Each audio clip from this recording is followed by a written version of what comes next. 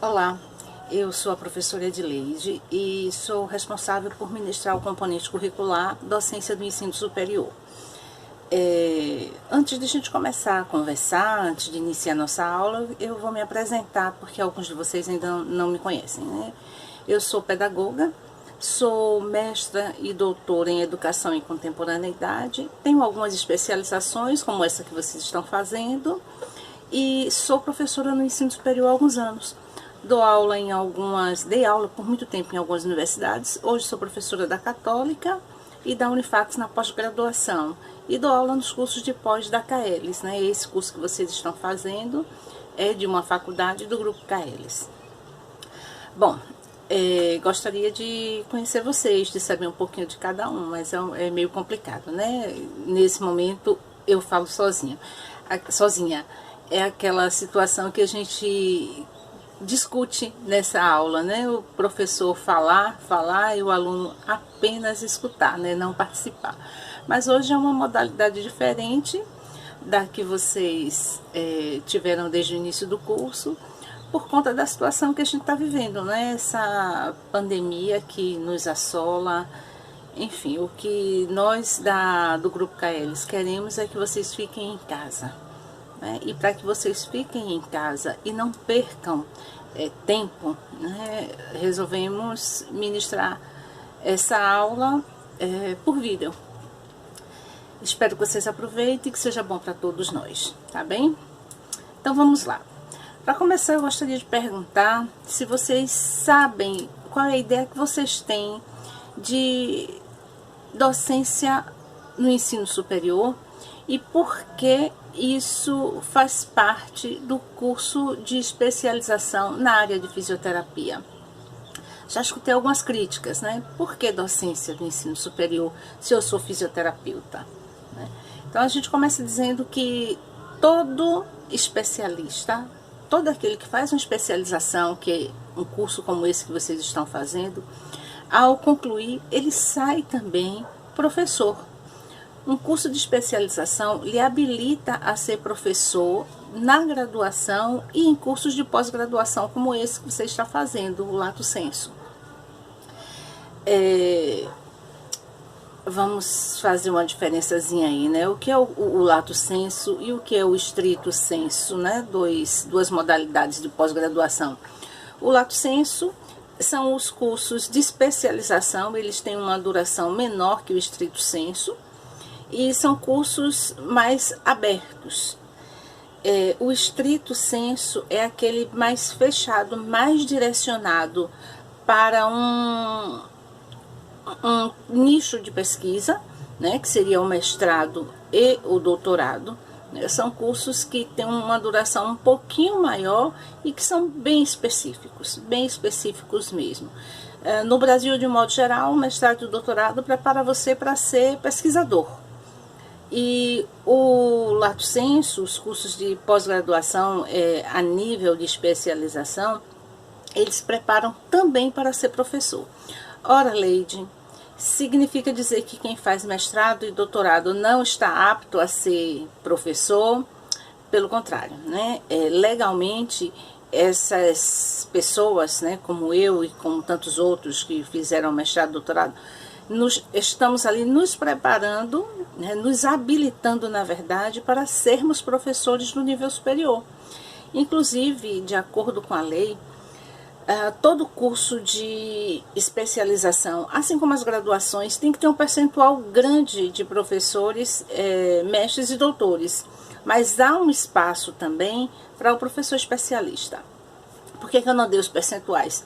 Falando de especializações, né, do curso Lato Sensu, de pós-graduação, obrigatoriamente hoje, de acordo com a última lei, é necessário que se tenha 30% apenas de mestres e doutores. E temos 70% que pode ser especialistas. O especialista é um profissional que sai preparado para isso, né? Desde que ele tenha desejo, desde que ele tenha vontade, porque nenhum curso, nem de graduação, nem de pós-graduação, lhe prepara completamente se você não tiver focado em estudar, não tiver disposto a ampliar o que você vê. Imagine você que é fisioterapeuta, Eu sei que nessa sala de aula não temos somente fisioterapeutas, temos pessoas de outras formações iniciais, mas a maioria é fisioterapeuta. Digamos que você faz um curso, durante o seu curso você tem um semestre lá de anatomia. Será que isso é o bastante para a sua formação? Um semestre, 2 ou 3? Em educação, por exemplo, nós temos didática. Didática é extremamente importante para quem vai dar aula. Mas nós temos 2 componentes na maioria dos cursos de graduação no Brasil, ou 3 no máximo. Raros são os que têm 3 componentes de didática. É suficiente? Não, não é. É necessário que o estudante, o graduando ou pós-graduando, busque uma bibliografia de referência, que estude, que se aprofunde, que foque cada vez mais em se especializar naquilo que ele está estudando, né? Então, um curso de 4 anos não é o suficiente. Isso é uma visão crítica minha. Isso não é algo que esteja ou que conste em qualquer livro. É uma visão crítica de um grupo grande de professores. Numa especialização como essa sua, um componente de 20 horas de docência do ensino superior não é o bastante, né? É o início para você compreender o que é a docência do ensino superior, mas é importante que você foque em outras leituras, que você complemente isso que você está vendo aqui com a gente. Isso vale para qualquer componente curricular, da graduação ou da pós-graduação. É preciso mais, né? O que a gente vê é pouco, o que a gente vê dentro da sala de aula, o que a gente vê sentado nos bancos de uma faculdade é pouco, né? O complemento disso você pode encontrar nos livros, na bibliografia ou nas bibliografias indicadas por cada componente curricular. Bom, nós falamos ainda agora da resolução número 1 de 6 de abril de 2018. Essa resolução que define que para os cursos de pós-graduação é suficiente que 30% dos professores tenham títulos de mestrado ou doutorado, ou seja, formação estrito sensu. Isso consta aqui, olha, no artigo 9. Vamos chegar ao artigo 9. Bom, o corpo docente do curso de especialização será constituído por, no mínimo, 30%, né, de professores portadores de título de pós-graduação estrito sensu, cujos títulos tenham sido obtidos em programas... Bom, aí já não nos interessa tanto nesse momento. 70%, então, pode ser formado por especialistas. Vocês estão saindo daqui desse curso especialistas, ou seja, vocês poderão dar aula nos cursos de graduação ou de pós-graduação na área de vocês, né, na área em que vocês se especializaram, tá? A gente também não pode sair dando aula em tudo e em qualquer coisa. Tem que ter competência, né? Então, para dar aula no curso de pós-graduação, é necessário ter competência, né, desejo e outras coisas mais que nós vamos discutir aqui no decorrer dessa aula. Então, já que eu saio desse curso habilitada ou habilitado a dar aula, vamos entender um pouquinho sobre educação, um pouquinho mais. Eu sei que todo mundo já tem aí o seu conhecimento, a sua história, aquilo que a gente adquire durante toda a formação acadêmica e aquilo que a gente traz também da vida, da família. Tudo isso é educação, tudo isso faz parte do processo educativo. Então, eu começo trazendo para vocês uma frase de um educador que foi um profundo estudioso de Paulo Freire, que é Moacir Gadotti. E ele diz o seguinte: educar para um outro mundo possível é fazer da educação, tanto formal quanto não formal, um espaço de formação crítica e não apenas de formação de mão de obra para o mercado. Para que a gente entenda isso que eu falei anteriormente, né? A educação é algo muito amplo. A educação não é apenas o que se processa em sala de aula. Nós educamos na sala de aula a criança ou adulto no seu curso de graduação, pós-graduação estrito ou lato sensu. Nós educamos em casa, nós educamos na igreja, nós educamos na rua, em um encontro com amigos, nós nos educamos.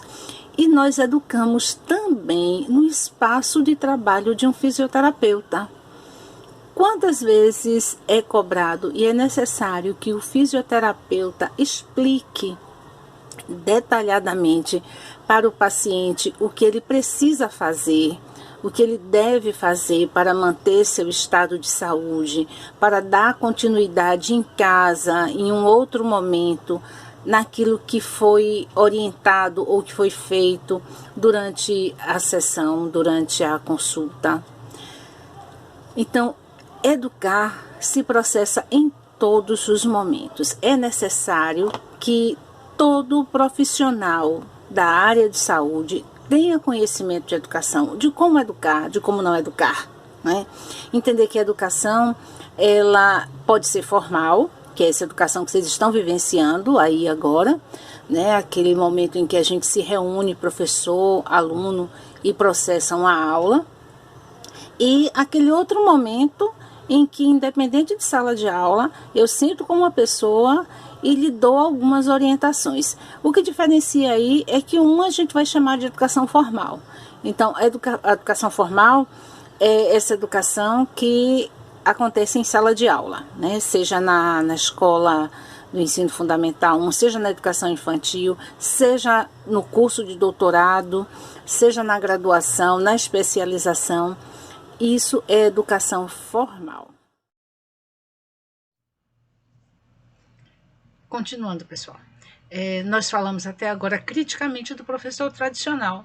Obviamente que não existem só aspectos negativos nesse professor, né? Tem muita coisa positiva. Isso eu vou deixar para vocês pensarem. Mas vamos pensar agora no outro modelo de professor, que é aquele professor inovador, né? Professor que propõe aos alunos um fazer conjunto, uma construção, professor que acredita que o aluno ele traz uma bagagem e que essa bagagem pode ser associada, pode ser articulada com a do professor e que naquele espaço todo mundo pode sair ganhando, né? Então, para o professor inovador, o como se ensina depende de saber como é que os alunos aprendem. Nós sabemos que as pessoas têm inteligências diferenciadas e que existem múltiplas inteligências, quase não sai, né? Em um sujeito. Então, tem aquele que aprende mais escutando o professor falar. Isso funciona para algumas pessoas. Tem aquele que aprende melhor escrevendo, né? Colocando no papel tudo que o professor fala, tudo que lê, tudo que encontra, tudo que elabora, né? Tem diversas formas de aprender, né? E para o professor inovador, a sala de aula é um espaço de construção conjunta do conhecimento. Não é apenas um espaço em que ele leva conteúdo, tá? Esse professor ele não precisa que o aluno ou que o grupo da sala de aula esteja perfilado. Ele prefere alunos que sentam juntos, que conversam, que dialogam, porque ele sabe que o grupo não vai aprender somente com ele. O grupo vai aprender muito entre si. Ele está ali para exercer o papel de mediador. Então, eu preciso escutar o que o estudante tem a me dizer, né? Porque quando ele diz, ele não diz só a mim. Ele está falando para ele próprio, ele está partilhando com toda a sala, com todo o grupo. E isso é positivo, né? Isso produz conhecimento. Então, para esse professor, a aprendizagem ela está relacionada também com a pesquisa, com a condição de pesquisar do aluno, né? Tanto aluno quanto professor, ambos têm que ser pesquisadores, investigadores da temática que se discute.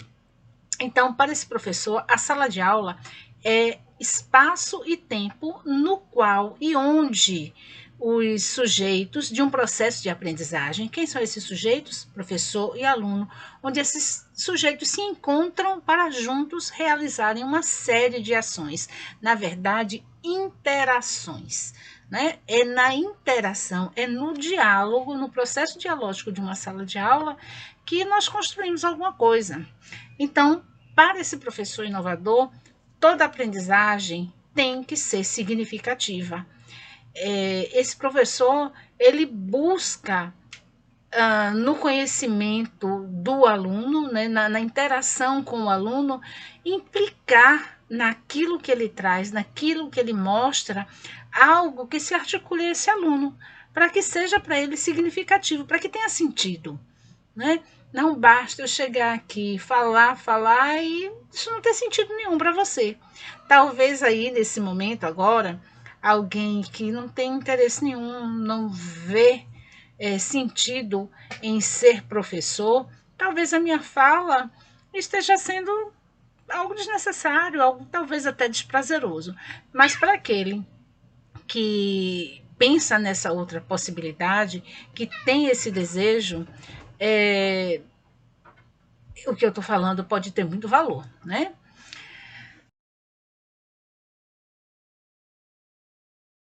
Vamos lá. Eu espero, como eu já disse, que até para quem não tinha desejo de ser professor, eu espero estar plantando aqui uma sementinha. Gente, vocês estão vendo meus gatos ali atrás, né? Eu vou ter que parar porque eu acho que vai acontecer uma briguinha, né? Vamos ver. Então, para esse professor inovador, né, a sala de aula implica, de fato, uma aproximação entre a teoria e a prática. Eu não posso ser somente um sujeito teórico, eu não posso ser somente aquele que vem e mostra um saber enciclopédico. Eu preciso articular isso com a minha prática e com a prática do estudante que está à minha frente, tá?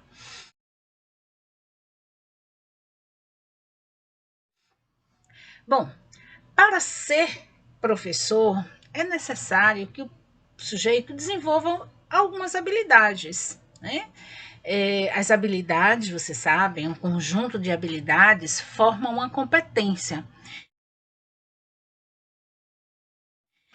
É preciso também que o sujeito conheça os procedimentos adequados para desenvolver uma aula, que tenha uma metodologia. É necessário que essa pessoa tenha uma boa capacidade funcional do sistema respiratório, porque dar uma aula na especialização, né, são 10 horas aulas, na verdade 8 horas seguidas, né, 8 horas cronológicas, eu preciso estar organizado assim em meu corpo para ter resistência e desenvolver esse trabalho. Isso acontece quando a gente tem prazer no que está fazendo, né? Preciso ter condição de planejar. Não dá para fazer uma aula sem planejamento. Eu não posso chegar no espaço em que vou trabalhar e improvisar. Não. Sala de aula não é lugar de improviso. Eu preciso estar com tudo planejado, programado, até porque se eu chegar na sala de aula sem um planejamento, eu não consigo segurar o meu aluno ali comigo. Meu trabalho vai estar fragilizado e o aluno percebe e ele sai, né? E é terrível para o professor começar uma aula e aos poucos o grupo ir debandando, né? Não, isso é um sinal de que a coisa não está boa, de que eu não estou bem, né? Outra coisa, é preciso ser flexível. Eu preciso ser flexível. Eu falei em planejamento. A gente faz um planejamento, tá? Mas às vezes esse planejamento não consegue se cumprir. Por exemplo, eu posso ir para a sala de aula, programar minha aula toda, levar meus slides, levar os livros que vou mostrar e de repente chego na faculdade e o data show não funciona e eu não tenho slides para trabalhar. O que é que eu faço aí? Eu vou pedir desculpas e dizer que não posso trabalhar porque não tenho slides? Não, eu tenho que ter na manga um plano B. O meu primeiro plano foi aquele porque é o que mais se usa, né? É dar aula com os slides. Mas eu preciso ter um plano B, que é um planejamento para que eu possa desenvolver toda a minha aula utilizando um elemento que tem em toda sala de aula, que é um quadro, né? E giz, pincel, o que for, né? Quadro de giz nem tem mais, né, gente? Mas o pincel de quadro, aí eu vou desenvolver minha aula naquele quadro. Então, eu plano B. O que não pode é, de repente, o professor dizer, ah, mas eu não sei o que fazer. Como é que eu vou fazer isso sem o data show? Data show que eu organizei todo, estava todo bonitinho, tinha imagens. Não importa, aquela é a sua primeira opção. Sua segunda opção é desenvolver sem os slides. Então, eu tenho essa possibilidade de ir trabalhar no quadro. Mas aí, de repente, faltou pincel. Ou faltou a luz. O que é que eu vou fazer? Eu tenho que ter também um terceiro plano, uma terceira possibilidade. Como é que eu posso trabalhar de forma interativa com os meus alunos, com os meus estudantes, sem quadro e sem data show? Eu vou dispensar, né? Pessoas, como eu disse aí no início, às vezes vêm de fora, de outro distrito, pegam um ônibus e eu vou dizer, olha, não dá para trabalhar porque não tem data show e eu também não tenho como desenvolver isso no quadro. Eu tenho que ter meu terceiro plano. Tenho que ter minha terceira proposta. E essa minha terceira proposta pode ser trabalhar numa roda. Eu preciso planejar, preciso organizar isso direitinho. O que a gente não pode é dizer, por algum motivo, eu não vou poder dar aula. Eu vim, eu estou aqui, mas eu não vou poder dar aula. Bom, gente, eu quero agora falar de um outro aspecto, né? Como ministrar mesmo essa minha aula? Se eu vou usar os slides, o data show, como é que eu faço esses slides? Quais são os erros que nós vemos recorrentemente nos slides de professores que a gente deve evitar? Bom, eu vou mostrar isso para vocês, que alguns erros são recorrentes e a gente precisa evitar. Então, para mostrar isso, eu vou mostrar gravando como eu gravei o início da aula, tá? E mostrando esses slides. Então, vamos lá. Até já, gente.